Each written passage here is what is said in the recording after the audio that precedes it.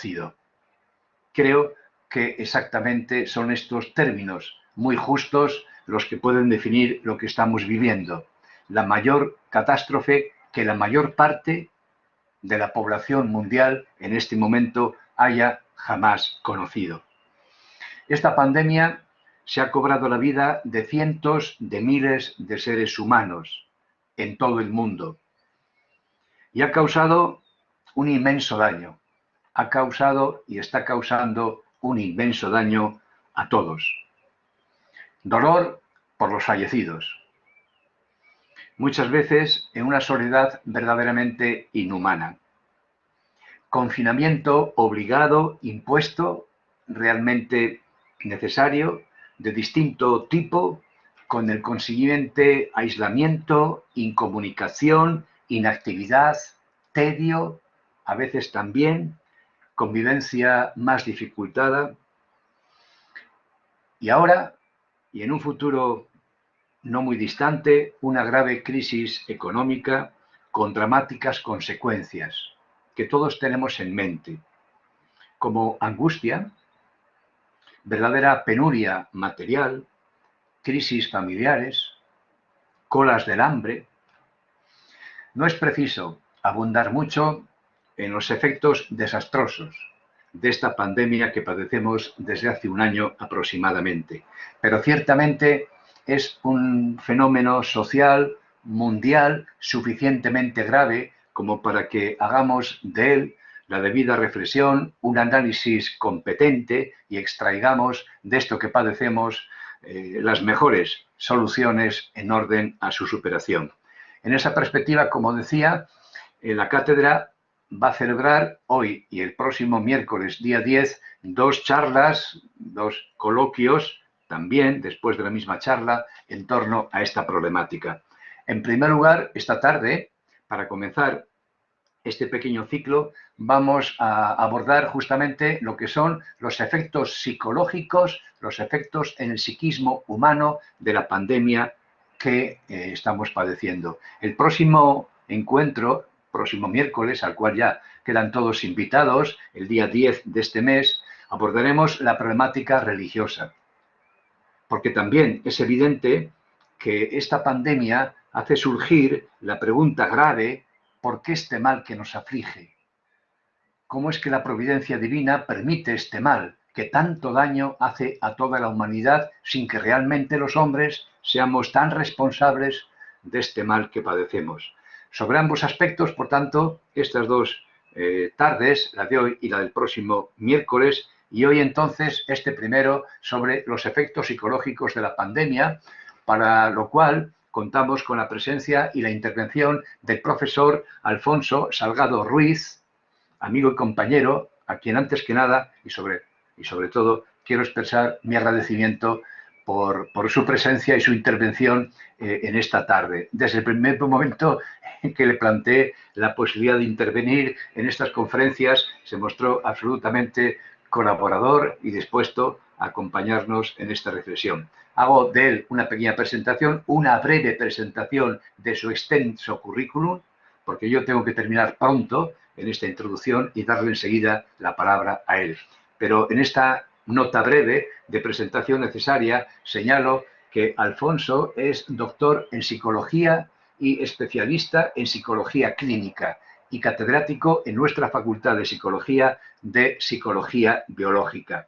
Y además, en la actualidad, tal como anunciamos, es decano de esta Facultad de Psicología de la Pontificia de Salamanca y miembro de la Junta Directiva de Psicoterapia del Colegio Oficial de Psicología. Ha sido director del Instituto Superior de Ciencias de la Familia, director del Máster Oficial de Psicología General Sanitaria de la Universidad Pontificia y por dos mandatos ha sido presidente de la Sociedad Española de Psicología Clínica y de la Salud. Es autor de 7 libros y de más de 60 contribuciones, colaboraciones en libros y artículos en revistas nacionales e internacionales. Ha recibido varios premios nacionales de investigación, siempre en el campo de su especialidad, es decir, procesos básicos en psicología clínica y su aplicación sanitaria. Sin más preámbulos por mi parte, ya le doy la palabra al profesor Alfonso Salgado. Él va a presentar su reflexión durante unos 45-50 minutos y, tal como hemos anunciado, a continuación, terminada su intervención, abriremos un coloquio abierto. Para mejor organizar este coloquio, quien esté interesado en ofrecer alguna reflexión, algún comentario, alguna experiencia o formular alguna pregunta, por favor que la escriba en el chat. Yo la leeré, también Alfonso creo que tiene directo acceso a ese texto, la leeré para todos, para que todos conozcan la pregunta o el comentario que se formula, y Alfonso responderá a él del mejor modo. Muchísimas gracias, Alfonso, una vez más por tu colaboración, y estamos pendientes de tu palabra. Bien, muchas gracias, Gonzalo. Gracias por la invitación, en primer lugar, a participar en este curso de la cátedra y, por supuesto, gracias por tu cariñosa presentación. Se nota que somos buenos amigos, además de compañeros. Muchas gracias, por supuesto, a la Conferencia Española de Institutos Seculares y a la cátedra que tenéis en nuestra universidad. Y muchas gracias por ofrecernos a la comunidad universitaria y a quienes queramos unirnos la posibilidad de esta reflexión que pretende ser interdisciplinar. A mí me va a tocar hablar sobre efectos psicológicos de la pandemia. Sé que después habrá también una reflexión, como ahora nos ha presentado Gonzalo, acerca de la reflexión y la aportación y el cuestionamiento que la situación que estamos viviendo y que prevemos que vamos a vivir puede hacer también sobre nuestra fe. Y a mí me parece que en una universidad como la nuestra y en una cátedra como la vuestra, este tipo de planteamientos de encuentro fronterizo, interdisciplinar, donde un mismo fenómeno de interés humano, social, pueda ser abordado desde diferentes perspectivas, me parece del todo necesario. Ojalá hubiese más acontecimientos como este. En este sentido, muchísimas gracias. Voy a compartir la pantalla. Espero que se vea sin problema ninguno. Mi presentación, que pretende ser una chuleta para mí y un guión para todos los demás.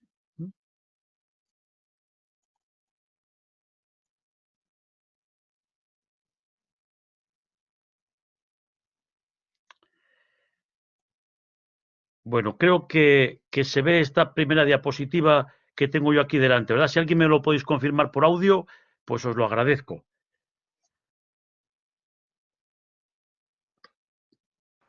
Alfonso, se ve perfectamente, ¿eh? De acuerdo, Continúa, muy bien. Que aparece con toda claridad. Muy bien, gracias, Gonzalo.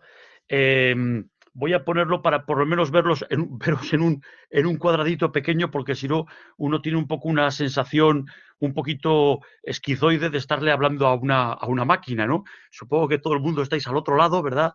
Pero bueno, en algunos momentos resulta un poco solitaria esta conversación. Bueno, efectos psicológicos de la pandemia por COVID-19.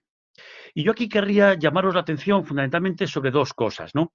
Yo voy a hablar de las consecuencias psicológicas o de algunas de las consecuencias psicológicas, especialmente que tienen que ver con la salud mental, de lo que ha supuesto o de lo que supuso el primer momento. Todos recordamos aquello que iban a ser 15 días de confinamiento en nuestro domicilio y que se prolongaron durante, yo creo que más de 15 semanas, y por supuesto lo que ha supuesto y supone cotidianamente la vuelta a esto que llamamos nueva normalidad y que todos seguramente estamos deseando que vuelva a ser la vuelta a la normalidad, tal y como la teníamos antes. Con lo que como ciudadanos y como personas podamos haber sacado en claro y haber aprendido de esta situación. Bueno, hago esta reflexión también desde mi participación y también de alguna compañera que sé que hoy nos acompaña en algunas de las plataformas que durante, especialmente la primera ola, los meses de marzo, abril y mayo, ofrecieron de atención psicológica a aquellas personas que lo podían necesitar. Hemos podido participar en alguna plataforma de apoyo, especialmente a los sanitarios, de la mano de lo que organizó la Compañía de Jesús y la Universidad Pontificia de Salamanca. La plataforma no está solo, y también, bueno, pues algunos nos pidieron colaborar desde universidades próximas a nosotros y desde el propio Consejo General de la Psicología. quiero también poner en valor la aportación que desde los servicios asistenciales de Cáritas de Salamanca, ciudad en la que yo vivo, pues también se ofrecieron y donde, bueno, pues buenamente algunos de nosotros pudimos echar una mano. Desde ahí vayan también algunas de las reflexiones que vamos a compartir. Bueno, al COVID-19 hay que tenerle miedo, porque aunque no le vemos, nos lo imaginamos, hacemos dibujos de él, nos lo encontramos a veces en micrografías que los microscopios electrónicos han podido captar de este virus, de este coronavirus. El coronavirus que llamamos COVID-19 es un agente biológico muy peligroso, que, como nos ha dicho Gonzalo y como desgraciadamente nos ha recordado Gonzalo, se ha llevado la vida de centenares de miles de personas y ha condicionado la vida, la salud y la vida de otras tantas o más. Claro, las consecuencias psicológicas ante una situación como la producida por la COVID-19 son perfectamente explicables. Afortunadamente, nuestro cuerpo, nuestra mente, digámoslo así, dispone de herramientas para defenderse frente a peligros potenciales y reales que atentan con nuestra seguridad y contra nuestra integridad. Os pongo la imagen conocida seguramente por todos nosotros, ¿no? Es muy bueno que la cebra en la sabana tenga miedo de la leona.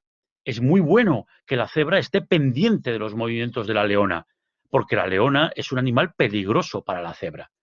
De hecho, la cebra, cuando ve a la leona moverse o esconderse o empezar a correr, la cebra se asusta, se estresa, diríamos, se preocupa, se disparan todos sus parámetros de ansiedad y la cebra salta corriendo, ojalá, dirá ella, más rápido que la propia leona. O, como solemos decir desde una perspectiva evolucionista, correr al menos más rápido que otra cebra. Porque si la leona me alcanza, pensará la cebra, se acabó la presente historia. Sería muy poco adaptativo para la cebra en la sabana ver moverse a la leona y no estresarse, no preocuparse. Las probabilidades de sobrevivir de la cebra serían francamente pequeñas. Por eso es tremendamente conveniente que ante una enfermedad que puede ser letal o que al menos puede ser muy grave para muchos de nosotros, como es la que se produce por el por COVID-19, digamos, experimentemos una reacción de estrés, una reacción de miedo, una reacción de ansiedad, una reacción de temor que conduzca a tomar las medidas sanitarias que nos prevean y nos prevengan respecto de ella. ¿Por qué entonces la pandemia puede, y de hecho ha producido malestar psicológico? Evidentemente, porque es bueno que así sea. Lo que llamamos COVID-19 es una enfermedad, ahí os lo marco, una enfermedad nueva, una enfermedad que vino de repente. Qué lejos quedan aquellas imágenes, ¿verdad?, que todos teníamos de China, de Wuhan, la gente poniéndose las mascarillas por la calle, las autoridades sanitarias deteniendo a la gente por la calle y llevándolas obligatoriamente a un hospital. Claro, es una situación, y nos lo comentaba Gonzalo en la presentación, que no hemos conocido prácticamente nadie. Es más, me atrevería a decir que no ha vivido la humanidad nunca. Es cierto que todos las personas más mayores y por supuesto tenemos testimonio y fotografía de lo que fue la famosa fiebre española o la gripe española o algunas pandemias por las cuales la humanidad ha pasado, pero con el carácter mundial que haya abarcado al universo mundo, a todo el planeta, de forma por tanto global, literalmente el término pandemia, que es una epidemia que nos afecta a todos, esto ha sucedido que sepamos por primera vez y de lo que hemos tenido conocimiento en vivo y en directo por primera vez. Una enfermedad nueva que ha venido de repente, muy seria, muy letal en muchos casos y que tiene visos de durar durante mucho tiempo. Todos sabemos hoy que convivirá nuestra especie con el COVID-19, bueno, como probablemente convivimos, o como seguramente convivimos, con muchos otros antígenos, con muchos otros virus, con muchas otras bacterias que, diríamos, mantienen una relación mala con nosotros, que son agentes de enfermedad. Claro, evidentemente esa situación de pandemia nos ha supuesto una amenaza para todos nosotros.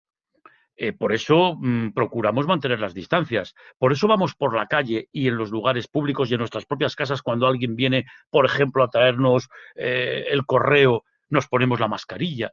Por eso nos lavamos las manos más veces de lo habitual y nos las lavamos también con los geles y con los hidrogeles que pretenden protegernos.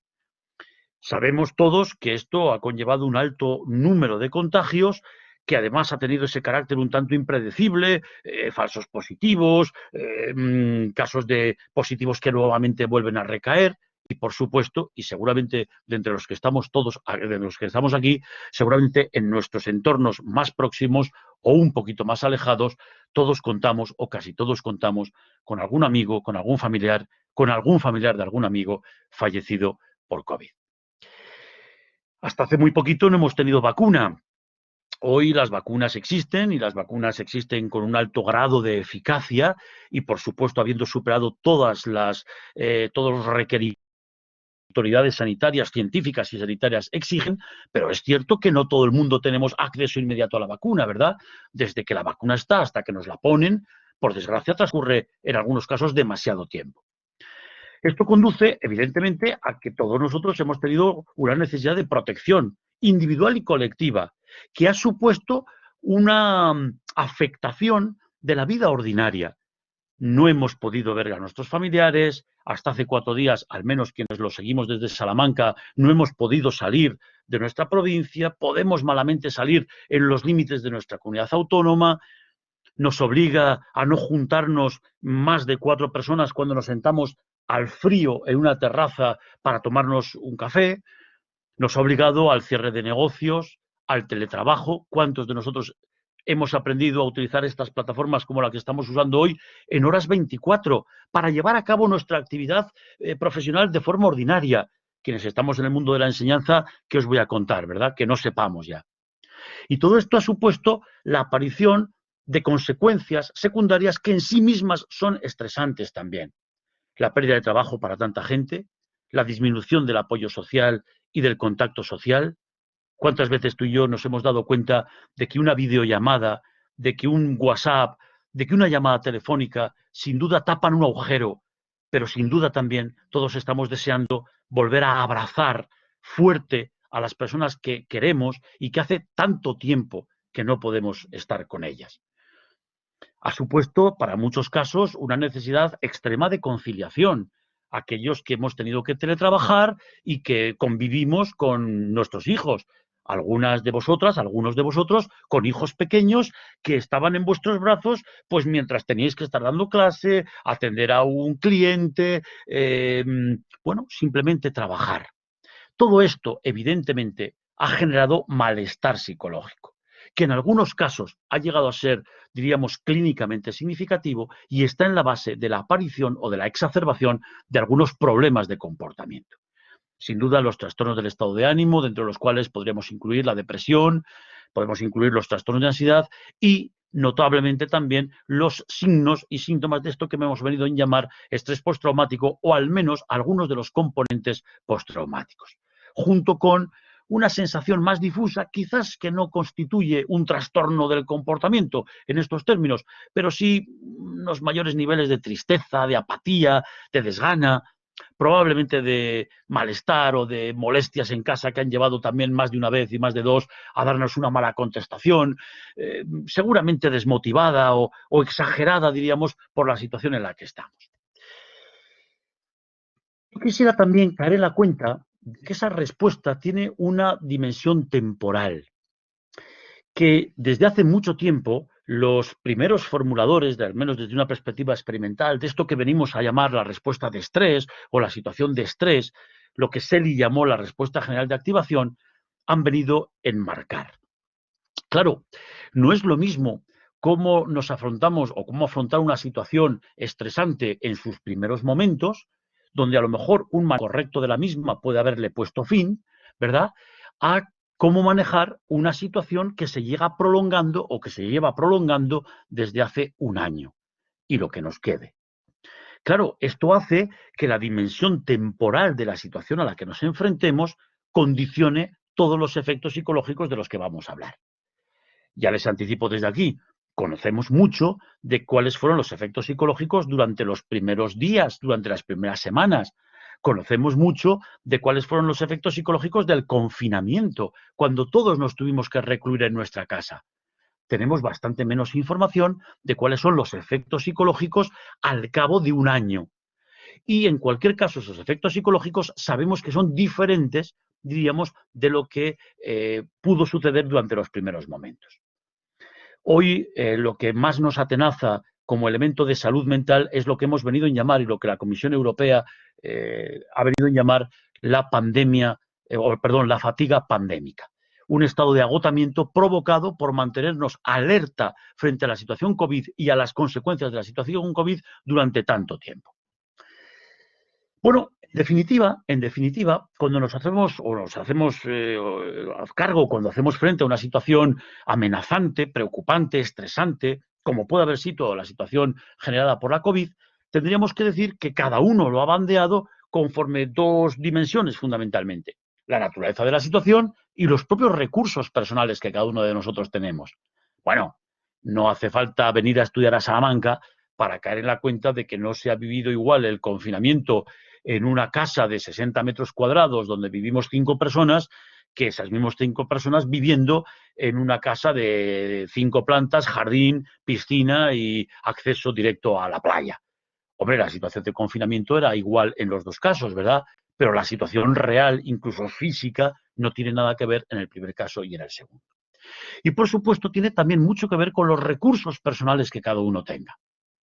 En este sentido, las situaciones a las que nos enfrentamos las personas y que exigen de nosotros una respuesta que podríamos llamar de estrés, podríamos diferenciarlas o van a depender de la evaluación que hagamos de la situación, y ahí habrá situaciones que consideremos como amenazantes, esto es el caso, o situaciones que uno pueda considerar como neutras o como incluso una oportunidad. Nota a pie de página. Se suele decir que te toque la lotería es una situación muy estresante. No es una situación muy estresante. Nadie ha tenido problemas de salud serios inmediatamente después de haber recibido una muy buena noticia. ¿De acuerdo? Estamos hablando, por tanto, de situaciones que evaluamos como situaciones amenazantes, que consideramos que hay una amenaza para nosotros o para los nuestros. Y, por supuesto, una evaluación de los recursos, que nos hace entender que la situación o que nuestros recursos de afrontamiento deben centrarse en el problema, cómo manejar, por ejemplo, en el caso que nos ocupa, disminuir las probabilidades de contagio por la COVID-19, que nos pueden llevar a centrarnos en la emoción. En este caso sería cómo manejar correctamente el malestar psicológico que la situación me está generando.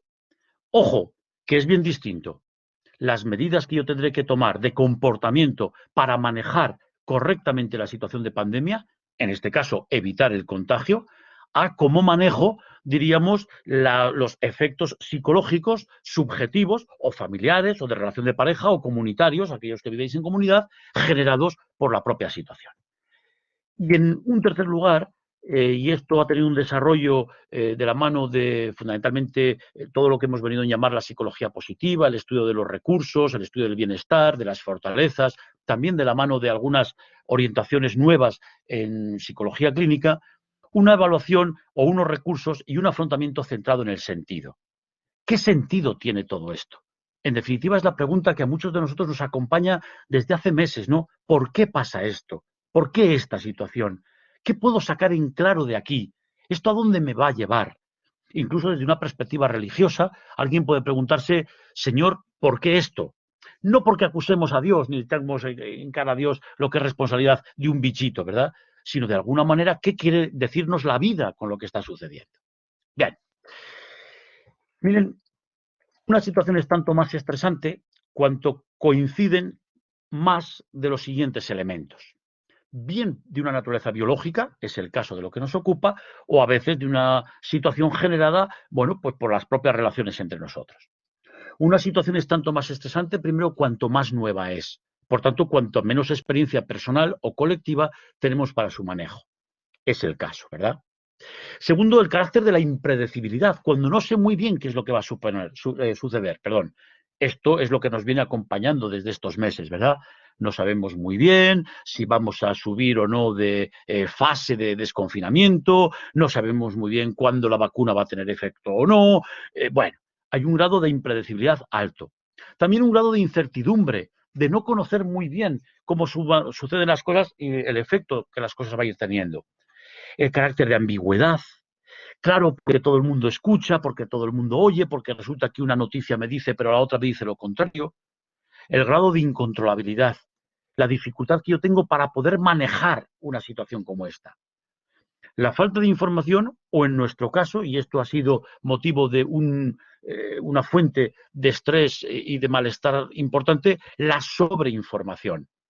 Recordamos todos que los primeros días del confinamiento prácticamente no había otra noticia en nuestros periódicos, en nuestras radios o en nuestros noticiarios por televisión que los referidos a la situación generada por la COVID. El carácter de inminencia. Bueno, nosotros éramos personas que vivíamos de forma cotidiana y de repente, de un día para otro, prácticamente nos vimos sometidos a confinamiento, nos vemos sometidos a tener que cerrar nuestro trabajo, nos vemos sometidos a tener que llevar a cabo nuestro trabajo por medios telemáticos como hasta entonces nunca lo habíamos hecho, con demasiado poco tiempo de preparación. Por supuesto, la duración. Esta situación todos estamos de acuerdo en que lleva durando demasiado tiempo. Por supuesto, la intensidad. Estamos hablando de una situación, de una enfermedad que puede llegar a ser letal, y el impacto que tiene en la vida diaria. Tantas cosas han cambiado desde entonces y, por supuesto, la peligrosidad.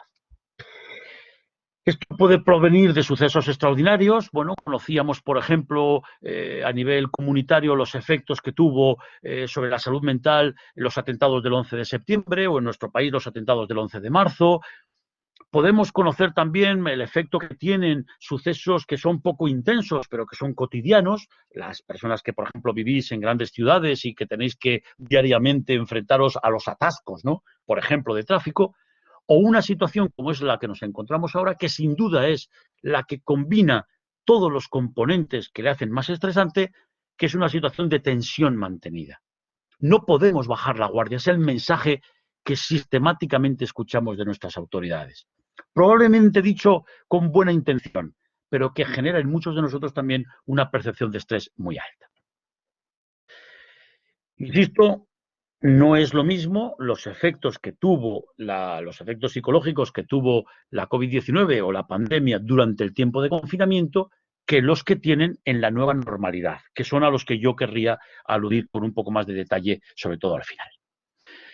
Bueno, durante la fase aguda, y he hecho mano de algunos de los muchos trabajos en nuestro país, de los cientos de trabajos y a nivel mundial, pues de los casi miles de trabajos, ¿verdad?, que ha habido sobre los efectos psicológicos. En eso que podríamos llamar la fase aguda, los primeros momentos, las primeras semanas, que podríamos alargar en nuestro caso a todo el periodo de confinamiento. En el caso de los españoles, tanto según el sexo como en función de la edad, hay una coincidencia grande. ¿A qué temíamos más? ¿Cuál era la situación que más miedo nos generaba? Por supuesto, la muerte de un familiar o el contagio de algún familiar, que esto se continuara propagando y, por supuesto, el impacto que esto podría tener, diríamos, sobre nuestras relaciones. No poder ver a familiares o amigos íntimos, poder contagiar a otros y, por supuesto, lo que era un temor en su momento inicial, que era perder el trabajo o parte del trabajo.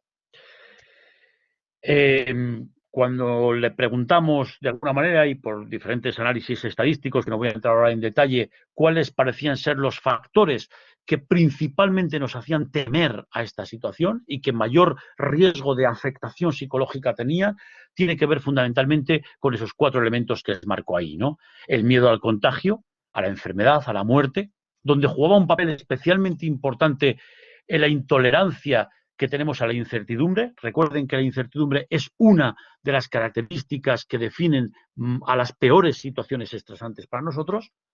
El miedo a la carencia de productos básicos, aquello de llenarse nuestras casas de papel higiénico, ¿verdad?, por lo que pudiera pasar. El miedo al aislamiento y el miedo que tuviera que ver con la situación de nuestro trabajo y de nuestros ingresos. Ingresos que nos afectan a nosotros y a nuestros familiares. Especialmente importante, insisto, es todo lo que tenía que ver como un factor modulador que tenía que ver con la intolerancia a la incertidumbre. En ambos casos, y es lo que representamos en esta gráfica que aparece ahí, del trabajo del equipo de Bonifacio Sendín y sus colaboradores, diríamos cuando la intolerancia, cuando la peor resistencia a la incertidumbre, diríamos, es mayor, entonces, evidentemente, los temores o los miedos al COVID son mucho mayores. No es, por tanto, un miedo solo al COVID, no es, por tanto, un miedo solo a las consecuencias de todo tipo que el virus pueda tener, sino también el mal manejo personal, diríamos, de la incertidumbre que esto genera. Por tanto, el temor al virus viene condicionado, diríamos, determinado, modulado, influido por una variable más personal que es, diríamos, el temor o un mejor o peor manejo de la incertidumbre que esta situación genera. ¿Qué efectos tuvo esto? Pues los que aparecen en la imagen que tienen en la izquierda, ¿no? Ansiedad, depresión, preocupación. En buena medida fueron las personas más jóvenes, entre 19 y 30 años, los que en nuestro país presentaban unas puntuaciones más elevadas. Las personas mayores, o cuanto más mayores nos vamos haciendo, parecíamos tener una mayor capacidad de resiliencia. A mí aún como ciudadano me sigue sorprendiendo la capacidad de aguante que tienen nuestros mayores, las personas de 80 años en adelante. Quizás porque les ha tocado vivir una época de la vida o pertenecen a una generación donde tener que hacer frente a situaciones difíciles y mantenidas ha sido, por desgracia para ellos, práctica habitual. Quizás los que somos un poco más jóvenes, permítanme la expresión, seamos un poco más blanditos, un poquito más yogurines. Y entonces cuando llega una situación como la de tener que estar confinados, ¿verdad? Pues entonces parece que el mundo se nos cae encima mucho más de lo que les ha pasado a nuestros mayores. Bueno, y la situación parece haber afectado más a las mujeres que a los varones, aunque en general esas diferencias sexuales son las que podemos encontrar en términos generales en estas dimensiones psicológicas, también en situaciones, llamémoslas, de normalidad. Durante los primeros días, en datos que se recogieron por Berta Ursín y el equipo de la Universidad Complutense, en los primeros días de confinamiento, pues prácticamente el 60% decía haber sentido poco interés por las cosas que habitualmente hacemos, haberse sentido decaído, haberse sentido nervioso, casi el 80%, ¿verdad? Y haber sido incapaz de dejar de preocuparse. Pero fíjense que todos estos son datos que aluden a los efectos psicológicos agudos durante los primeros días, durante las primeras semanas de esta situación por pandemia. No todo esto se traducía de alguna manera en una problemática de salud mental. Insisto, los síntomas más frecuentes han sido los trastornos del estado de ánimo, ansiedad y depresión, o las diferentes formas en las que toma los trastornos de ansiedad y los trastornos del estado de ánimo, la depresión y el estrés postraumático. Y algunos síntomas somáticos, que es lo que podemos llamar síntomas psicosomáticos, derivados probablemente de un estrés o de una tensión mantenida. Problemas para dormir, disfunciones sexuales, molestias somáticas generales, que fueron tanto más mayores, insisto, en los grupos de edad más joven. Curiosamente, y aludo a esto porque es una variable de tipo social sobre la que al final voy a volver nuevamente, aquellos primeros días la gente decía no sentirse sola. A pesar de que la situación es difícil, casi el 60% de la población decía que de alguna manera casi nunca se sentían solos. Cuando se ha analizado el porcentaje de personas que presentaban trastorno de estrés postraumático, depresión y ansiedad, nos hemos encontrado con que las cifras empezaban a dispararse. Les pongo solamente los datos por depresión y género, aunque las cifras son muy semejantes en problemas de ansiedad y en trastornos de estrés postraumático.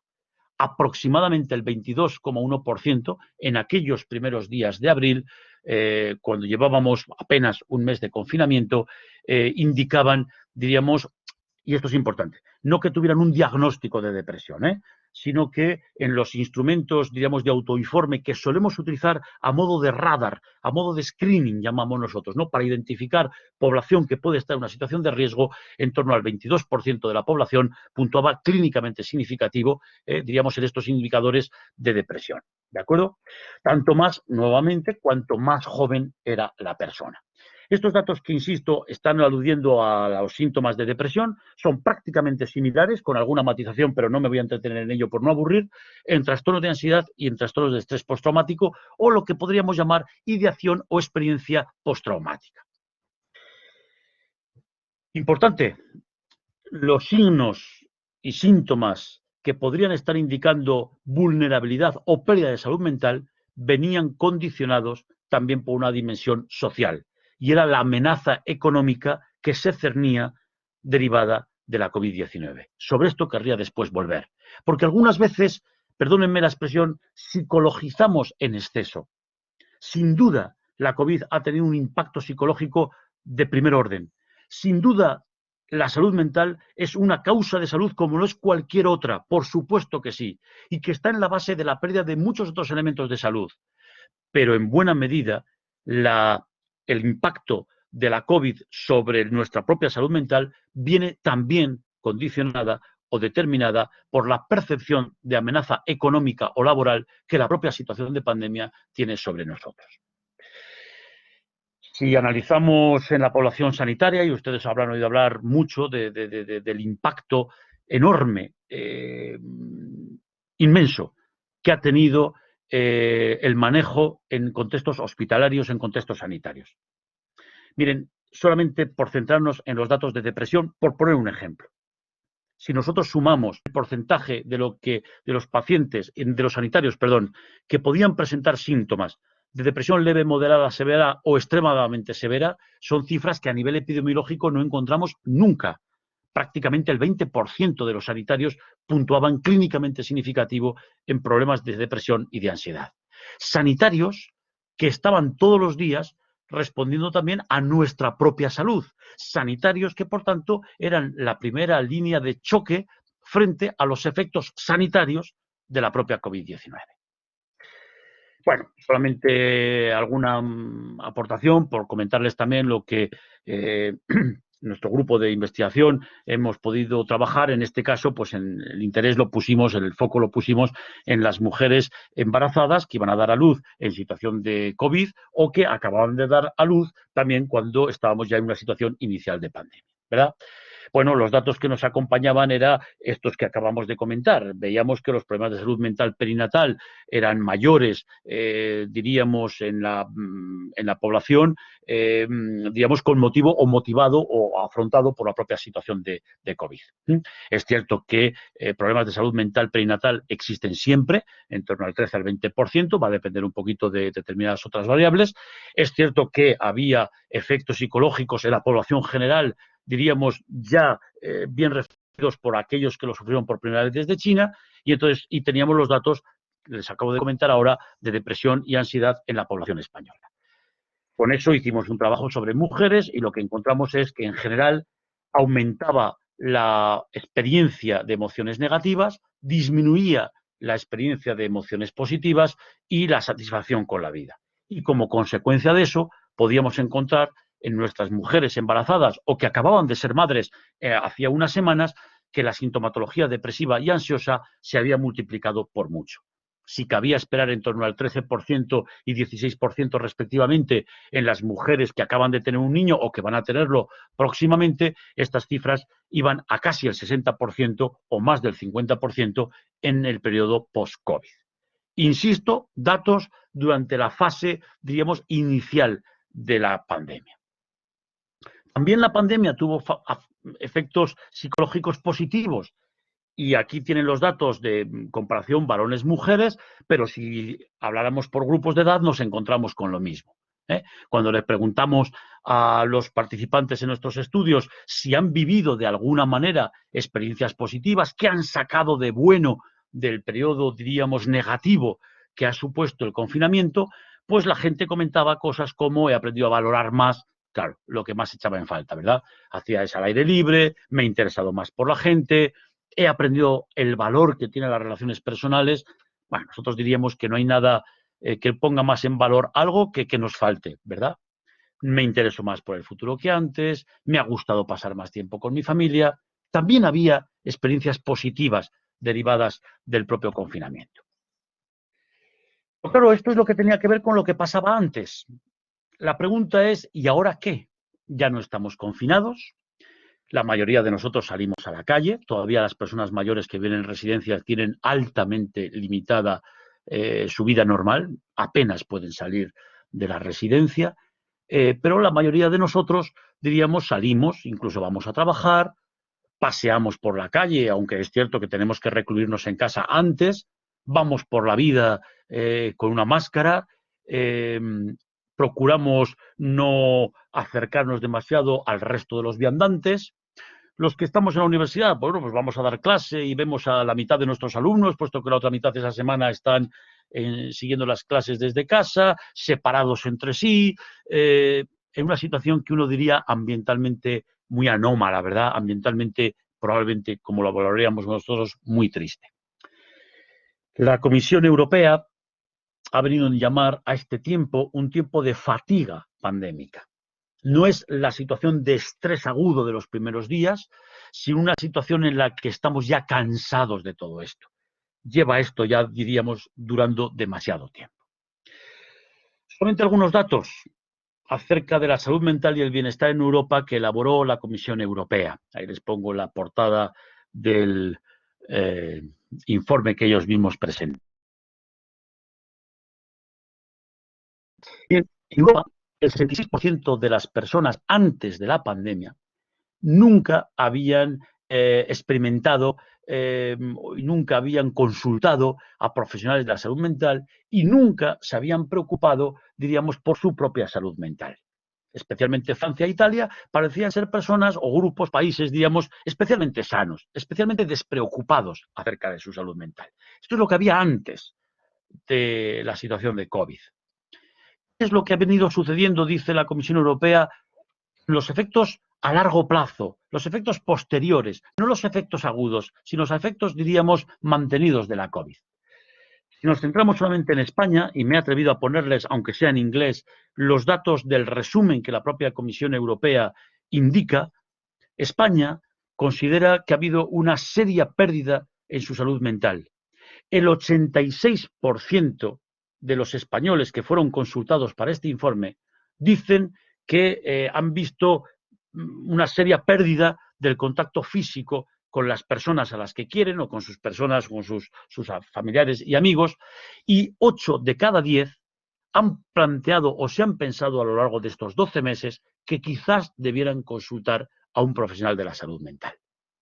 Bueno, para aquellos que nos dedicamos a la salud mental, sin duda que hay un nicho laboral increíble, ¿verdad? ¡Qué bien! Vamos a ver llenos nuestros centros, nuestros consultorios, nuestras clínicas de psicología. Junto con esto, me van a permitir después una pequeña reflexión acerca de la calidad del músculo que la sanidad pública, y no solo pública, diríamos, psicológica, tiene en nuestro país.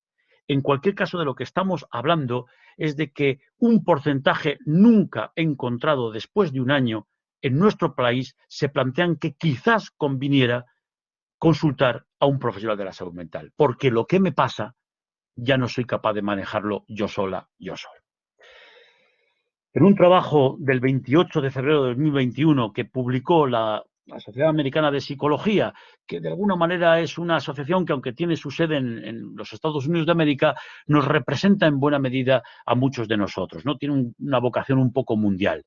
Miren, cuando les han preguntado a los psicólogos si han recibido el mismo, más o menos consultas desde que estamos en la situación de pandemia, problemas de ansiedad, problemas de depresión y problemas asociados, digamos, con esta situación postraumática, prácticamente se ha aumentado, fíjense las cifras, en el 74, el 60 y el 51%.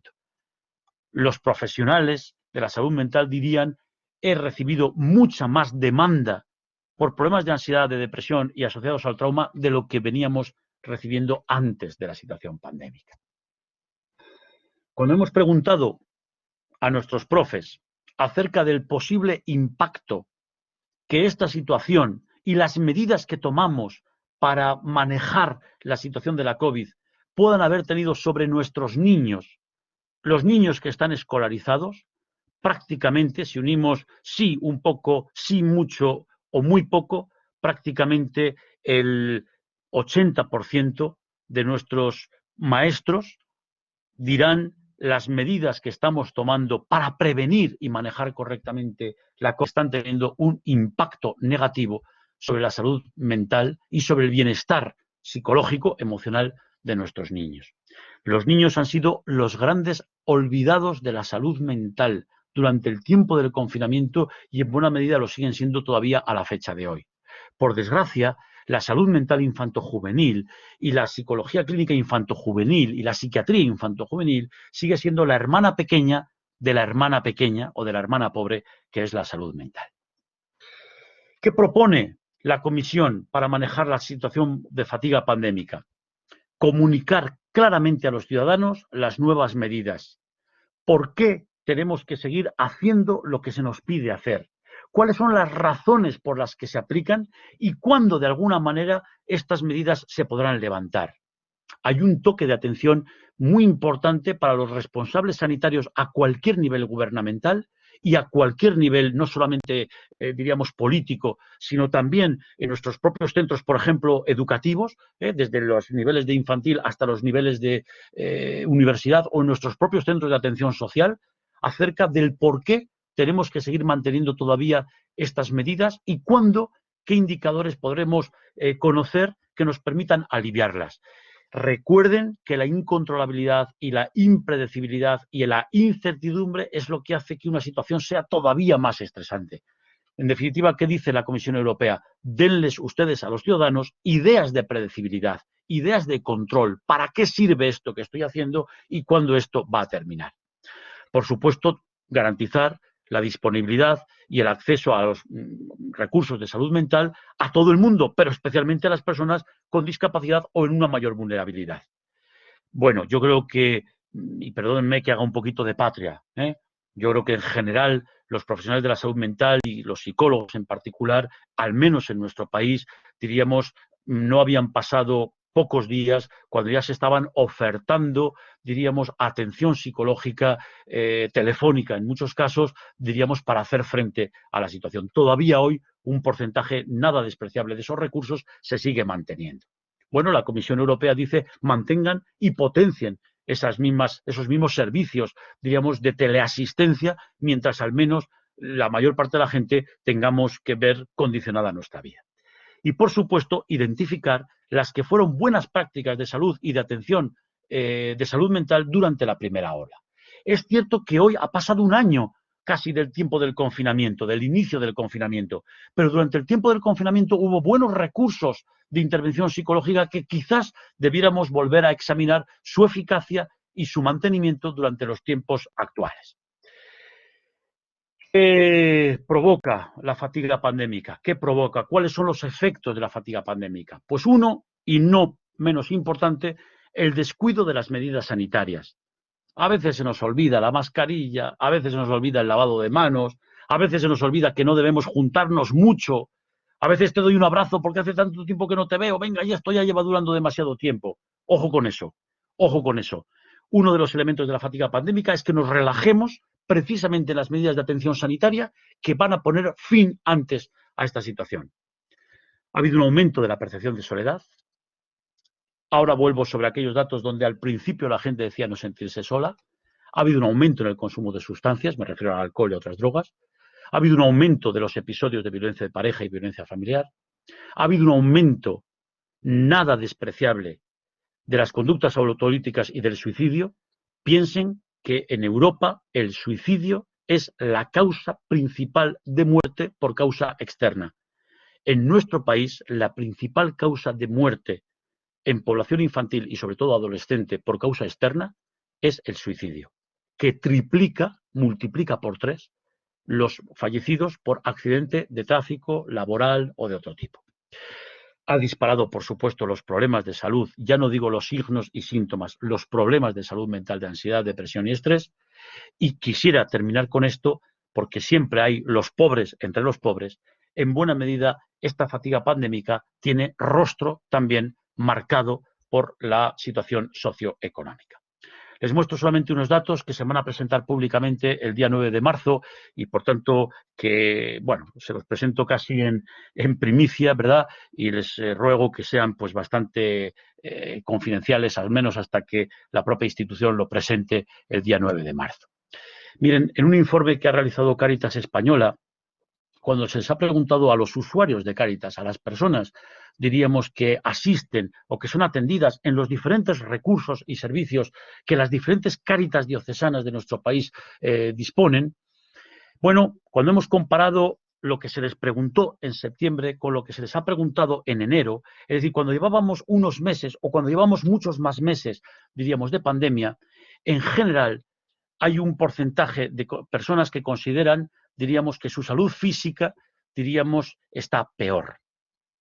Hay un aumento del 7,6% de las personas que atiende Cáritas, diríamos, que son usuarios, participantes de los programas de Cáritas que dicen estar físicamente peor. Su salud psicoemocional ha ido a peor en un 14,6% de los casos. Muy pocos dicen haber estado o estar mejor ahora de lo que estaban en septiembre.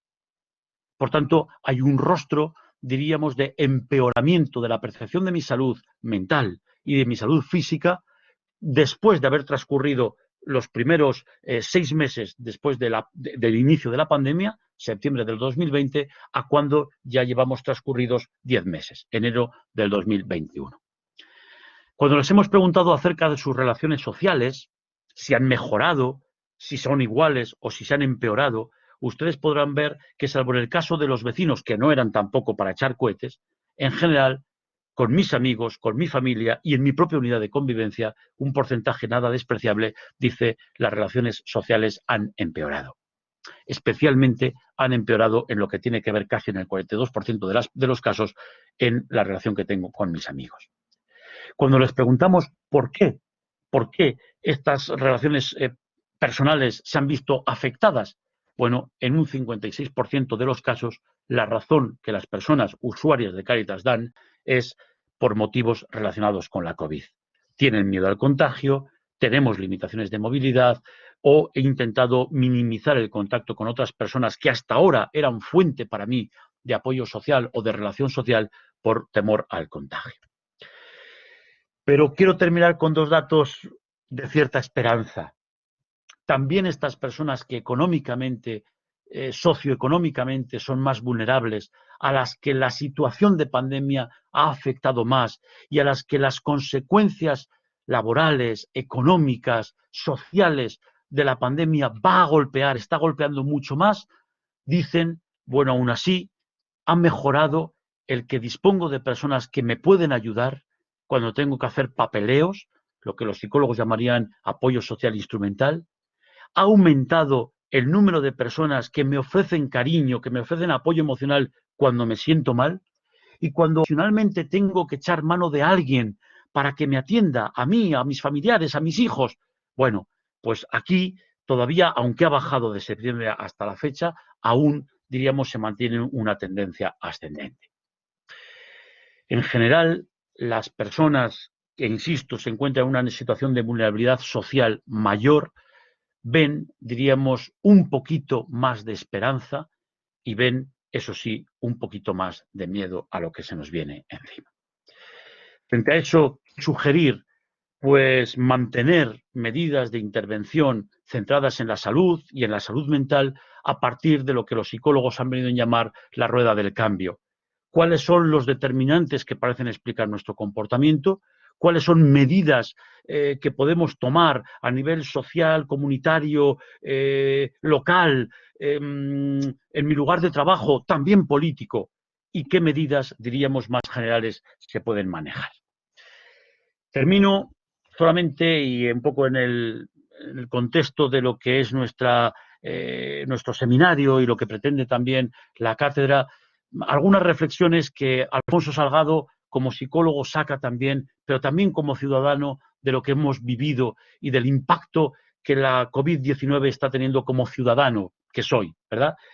Bueno, en primer lugar, yo creo que es necesario, y no es una reclamación sindical, entiéndanmelo bien, es necesario potenciar los recursos asistenciales en salud mental. Esto es lo que defiende el Consejo Oficial de la Psicología, la propia Conferencia de Decanos de Psicología de la Universidad Española, unidos ambas dos patas de la misma realidad, la académica y la asistencial, que hemos reclamado. Miren, desde la división de psicoterapia del Consejo General de la Psicología, en la que yo participo, la Junta Directiva, enviamos un mensaje a todos los grupos políticos con representación parlamentaria en el Congreso de los Diputados, pidiéndoles, por favor, potencien los recursos asistenciales en salud mental. Solo un grupo minoritario, y me van a permitir que los diga quién ha sido, se hizo eco de esta petición.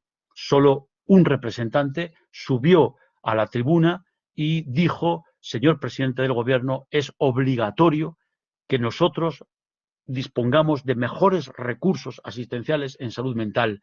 La salud mental de nuestros ciudadanos no puede depender solo de sus recursos económicos, tanto más cuanto que el impacto psicológico de la pandemia es mayor en aquellas personas que menos recursos económicos tienen. Me atrevo a pensar también, se me han escapado las comillas, las comas, perdón, al pasar de mi ordenador a este en el que estoy trabajando, ¿no?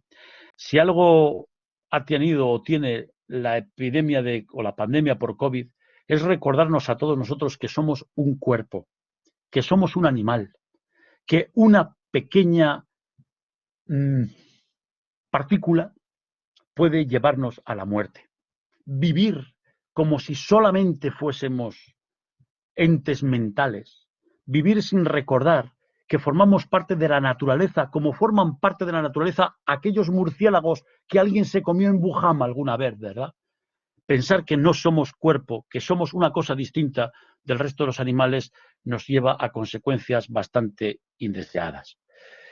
La importancia de la resiliencia y de la educación en la resiliencia, aprender y educar a nuestros hijos, pero también nosotros como adultos, en la capacidad de resistencia, de ser capaces de mantener comportamientos cuyos objetivos se van a ver a medio y largo plazo.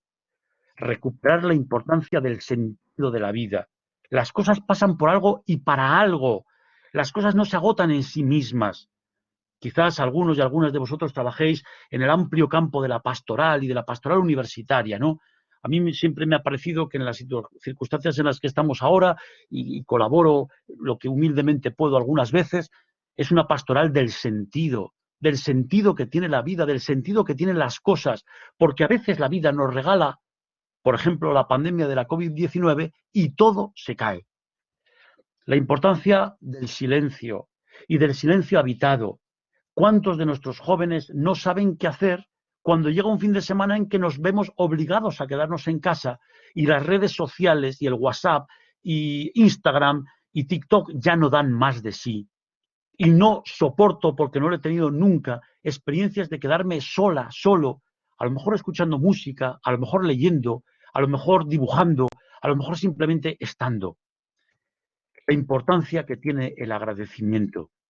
La psicología hace unas décadas que viene insistiendo en que es un elemento de primer orden en el cuidado de nuestra salud mental, aprender a ser agradecidos. Salir a los balcones, a aplaudir, aunque fuese un detalle nimio, es uno de los factores que hacían tener mejor salud mental a esas mujeres embarazadas o que acababan de dar a luz en aquel estudio que hicimos en su momento.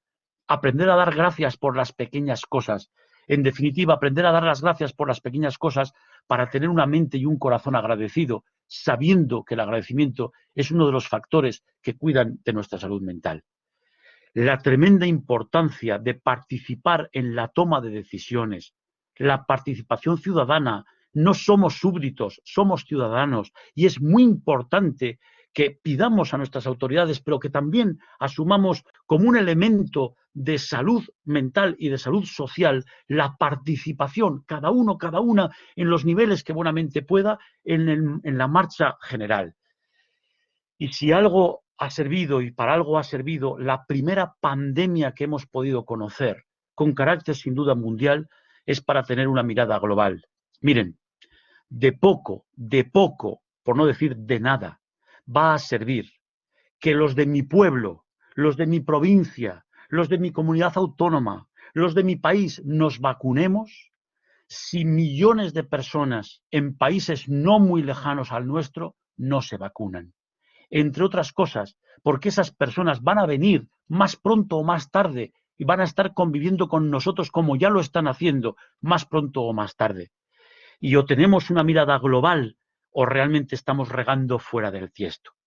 Me atrevo en este sentido, y con esto termino, a echar mano de una de las afirmaciones que ha hecho el Papa Francisco a propósito, y que vienen muy bien a propósito de esto que estamos viviendo. Él lo escribió en la última encíclica Fratelli Tutti, y yo creo que cualquier responsable de salud y de salud mental afirmaría con él.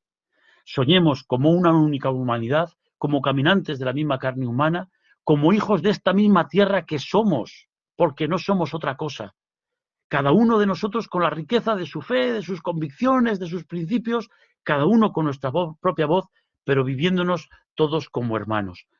O entendemos que una pandemia de impacto mundial tiene una solución mundial y que la prevención tiene que afectar a la salud mental, social, laboral, económica de todos, o esto más pronto que tarde nos va a volver una vez más a pasar una gran factura.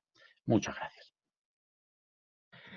Por mi parte, termino y abrimos un turno de conversación, si así lo tenéis a bien. Muy bien, muchas gracias, Alfonso. Efectivamente, la pandemia la tenemos todos delante, todos de algún modo la hemos padecido, pero también era muy interesante, nos ha venido muy bien esta lectura, este análisis, esta comprensión más técnica desde un punto de vista estrictamente humano de lo que está significando esta pandemia, ¿no? Y además también muy agradecer que en esta reflexión, en este tramo último de tu reflexión, pues hayas hecho presente pautas adecuadas, necesarias, para salir del mejor modo de este mal que a todos nos aflige. Y efectivamente, ¿no? Tenemos ahora un tiempito para presentar, como antes dije al comienzo, pues alguna experiencia, alguna reflexión personal, siempre que sea más bien breve, o formular alguna pregunta. Y de hecho, en el chat ya tenemos escrita hace unos minutos una pregunta que voy a leer para toda la audiencia. Omito el nombre, los nombres no los voy a decir. La pregunta dice: ¿cuáles son los efectos que con más intensidad han sufrido y están sufriendo los docentes en la pandemia? ¿Cómo se puede ayudar desde los centros educativos de manera más eficiente? Bueno, son dos preguntas. Pregunta, La, sí. prim la pregunta, ¿cuáles son los efectos con más intensidad? Bueno, los mismos que ha sufrido la población general. Fundamentalmente los derivados de una sobrecarga laboral. Es cierto que los profesores teníamos el mismo número de alumnos y tenemos el mismo número de alumnos, alumno arriba, alumno abajo, antes y después del confinamiento, ¿verdad? Antes y después de la pandemia. Pero es cierto que en su momento tuvimos que pasar a una modalidad de teledocencia, a una modalidad de teleeducación, que en los niveles educativos de primaria, infantil y secundaria es mucho más que transmitir una lección o que dictar una lección, ¿verdad? Y dar unos ejercicios de matemáticas. Esto ha supuesto o supuso para los docentes un reconstruirse. La mayoría de nosotros, y empiezo por mí el primero, teníamos muy poca formación acerca de estas herramientas que tenían que ser el pan nuestro de cada día, que nos esperaban al día siguiente. Por tanto, la carga de trabajo fue muy grande. El estrés vivido en ese sentido de exigencia social ha sido muy grande, ¿no? Y yo creo que si algo ha puesto de manifiesto es el tremendo compromiso que el colectivo docente en todos sus niveles ha tenido. Yo creo que junto con los sanitarios, junto con los transportistas y los que nos atendían en los centros de primera necesidad, como las tiendas y los supermercados, los docentes han sido quienes han mantenido un punto de normalidad. ¿Cuáles han sido los efectos? Fundamentalmente los derivados de, diríamos, unas jornadas inagotables. Yo he conocido y he podido atender durante este tiempo a través de teléfono a profesores que se levantaban y encendían su ordenador a las 7:30 de la mañana y lo apagaban. Si es que lo apagaban, o dejaban de atender y dejaban de intervenir pues después de cenar, y en algunos casos muy tarde. Es decir, jornadas agotadoras.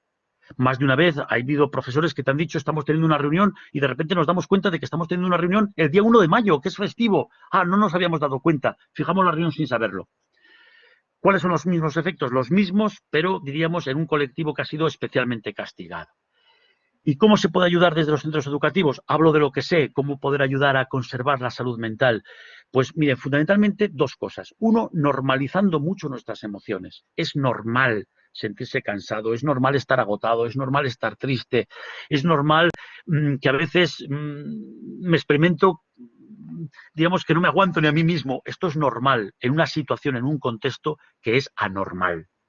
En segundo lugar, ayudemos a nuestros alumnos y a nuestros compañeros a identificar las emociones que nos tienen, a normalizarlas y a saberlas manejar. Por ejemplo, a buscar momentos de desconexión, a buscar momentos de expresión de la propia emoción, a identificar cómo se nos meten esos pensamientos que nos hacen daño y que simplemente están en nuestra cabeza. Y a tener buenas pautas, buenos hábitos. Es importante que la jornada laboral especialmente empiece y termine. Es importante que la información acerca de todo esto empiece y termine. Yo creo que es una buena ocasión para, bueno, en definitiva, manejar lo que seguramente hemos o trabajamos con nuestros alumnos, sobre todo quienes estáis en niveles formativos, más allá de la transmisión de conocimientos, ¿verdad? Para poder aplicar eso mismo en una situación que es mucho más intensa. Muy bien. Hay una segunda pregunta que en realidad también en este caso la segunda es doble y que dice, a largo plazo, ¿podemos esperar que los efectos de la pandemia sean positivos en la psicología? ¿Las generaciones de niños jóvenes que la están sufriendo serán adultos más fuertes? Una pregunta, una Bueno, pues, cuestión sumamente importante. sí. Bueno, a mí me parece que yo no esperaría demasiado, no esperaría demasiado. No esperaría grandes cambios derivados de esto. Precisamente porque la naturaleza temporal de las situaciones difíciles van haciendo que la mayor intensidad se viva en los primeros momentos y en el resto. Yo no esperaría un cambio social ni psicológico a mayor. Quizás lo que sí podemos es pensar en microcambios. Por ejemplo, si las situaciones de pandemia nos permiten tener o aprender nuevas estrategias que igual algunos no teníamos o teníamos muy deficitarias. Pasar más tiempo sin hacer nada. Pasar más tiempo con desplazamientos cortos. Volver a disfrutar del encuentro con los que tenemos más cercano, que son, por ejemplo, los de nuestra casa. ¿Qué hacer en un fin de semana en el que los bares están cerrados, en los que las calles están vacías, en las que no puedo viajar? Bueno, a lo mejor es momento de aprender que hay muchas más cosas de las que veníamos haciendo hasta ahora. Y eso pueden ser aprendizajes que puedan venir después. Eso y lo que puede suponer del cuidado y de la atención, diríamos, a las personas más próximas y que más lo necesitan, ¿no? Pero yo, igual en esto soy un poco pesimista, pero igual que no creo que los efectos más perversos de la pandemia vayan a durar generaciones, también creo que lo que podamos haber aprendido en algunos casos, salvo en esos microaprendizajes individuales, tampoco van a durar. No tengo yo especial fe en que las pandemias hayan cambiado la historia de la humanidad haciéndonos mejores. No, yo creo que no. Otra cosa es que hayamos conseguido, por ejemplo, en nuestro caso, mejores recursos de salud mental. Acá, esto es otra broma. Otra cosa. O que todo el mundo hayamos aprendido, por ejemplo, a manejarnos con estas tecnologías como la que hoy nos ocupa, y esto va a suponer pues, que probablemente muchos de nosotros ahorraremos muchos viajes, tendremos encuentros más cortos y más precisos, posiblemente por ahí pudiera venir algo, ¿no? Pero que vaya a depender algo en el largo plazo, tengo para mí que no. Muy bien. Y si serán los niños o los jóvenes adultos más fuertes, bueno, yo quiero pensar que nuestros hijos se hagan y nuestros menores y adolescentes más fuertes, no porque les obliguemos a ser legionarios. Es decir, yo creo que en buena medida porque podamos dotarles, insisto, de estrategias sencillas que podemos practicar ahora y que puedan formar parte de sus hábitos después. Sí. En ese sentido yo miraría a nuestros mayores, cómo ellos fueron individuos más fuertes porque tuvieron que hacer frente a situaciones más difíciles. Sí. Muy bien. Hay una intervención en el chat que no plantea realmente ninguna pregunta. Simplemente Alfonso te pide, por favor, si podrías compartir el artículo de Chávez 2021 que citabas en algún momento. Sí, Entonces, a la persona, a Gina, que ha hecho este ruego, le pedimos que nos mande la dirección, porque no dudo que Alfonso sí. comparte con ella, contigo, con sumo gusto, la referencia de ese estudio. Y de momento no tenemos ninguna otra pregunta, ninguna otra intervención prevista en el chat, por lo cual, dada también la hora, que son las 8:15 y por tanto llevamos 1 hora y 15 minutos, pues podemos ir pensando en dar por concluida esta sesión. En el punto de mayor afluencia, de mayor número de conectados, yo he visto 127 conexiones, lo cual creo que ha estado muy bien. Por lo cual, agradecemos mucho a todos los conectados vuestra presencia, vuestra participación. Muchas gracias, Alfonso, por tu reflexión, tus análisis, tus propuestas, tus buenos consejos. Y quedamos todos convocados, como dije, para el próximo miércoles día 10. La temática, que también señalé al principio, de esta segunda charla sobre el impacto de la pandemia será abiertamente religiosa, más o menos en torno a los interrogantes que esta pandemia está planteando o puede plantear a nuestra fe cristiana. Y el ponente de este segundo encuentro será el decano de nuestra Facultad de Teología, el profesor Francisco García.